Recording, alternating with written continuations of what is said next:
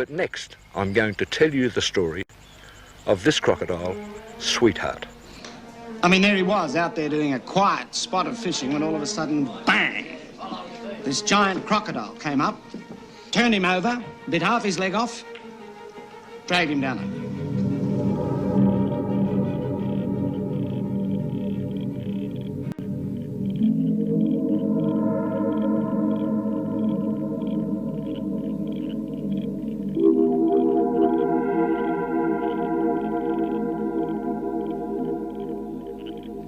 This stretch of water on the Finniss River was known as Sweets Lookout, and it was the home of the crocodile Sweetheart.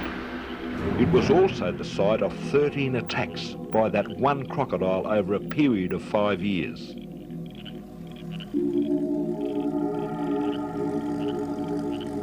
The attacks on the fishing parties began in 1974. 2 men and a woman were fishing one evening. It was a very hot night, very humid, and very quiet. Suddenly the boat was rocked, and the head of a huge croc appeared over the stern of the boat. The croc hit the boat again, then took hold of it and shook it. The woman was almost flung over the side. In their desperation, they got the small motor going, but the croc then took hold of the motor, propeller and all in its mouth, and shook it. The monster lifted himself half into the boat, and of course water poured in. To the great relief of these people, the croc then disappeared.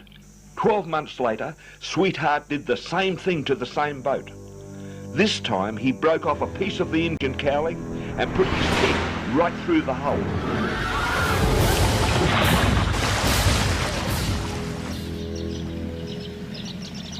Almost exactly 12 months later to the day, a Northern Territory policeman, Ken Phillips, was fishing on this very billabong with his 2 sons and a friend.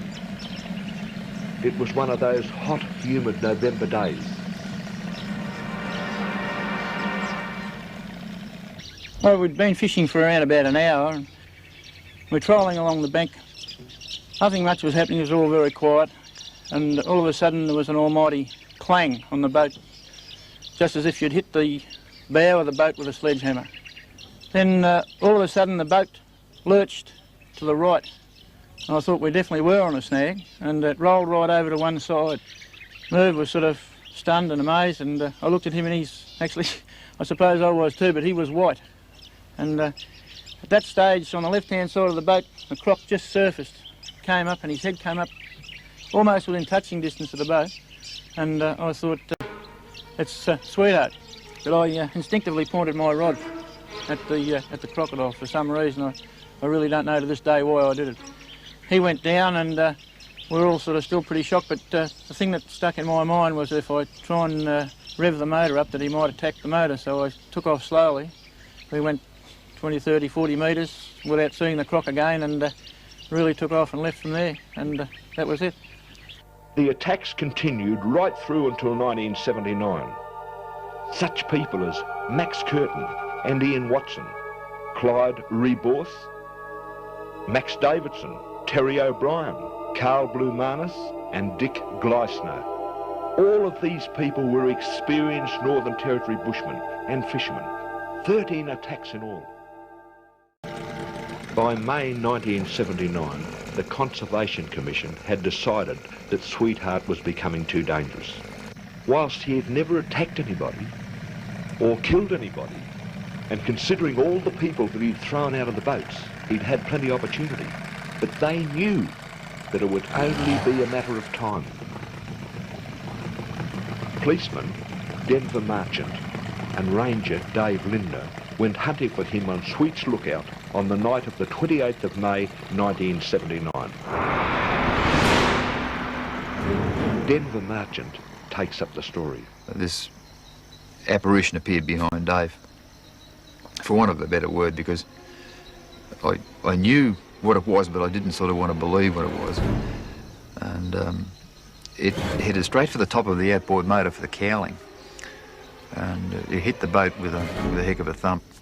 The impact caused me to fall over backwards, and Dave got propelled off the seat, which is just here, onto his knees in front of me, because I went right over backwards. And in front of me I had a fishing basket, a prawn basket, so to speak. I had a 5.77 double rifle there. That was going to be the weapon I was going to use, but of course I was nowhere near it, and I fell over backwards.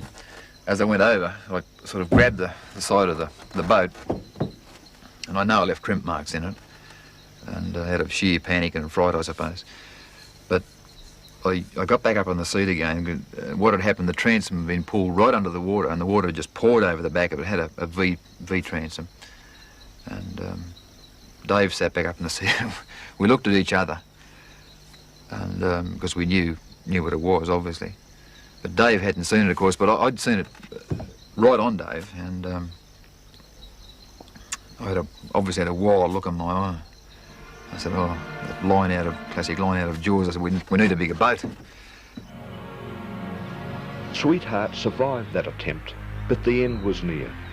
Traps and snares were set, and 1 month later, the king of the Finniss River was finally captured. He was meant to be taken alive, but in his prolonged struggle, Sweetheart drowned. Well, this is Sweetheart, the crocodile. And I'm in the Darwin Museum. And really, I would have much sooner taken you, say, to the crocodile farm and shown you Sweetheart when he was alive.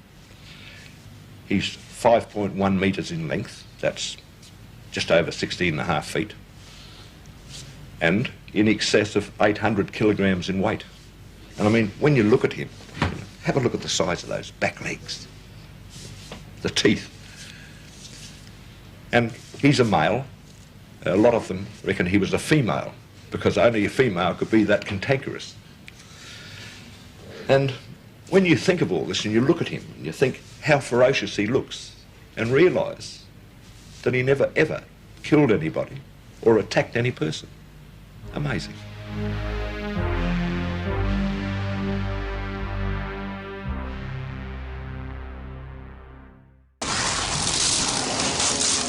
That big.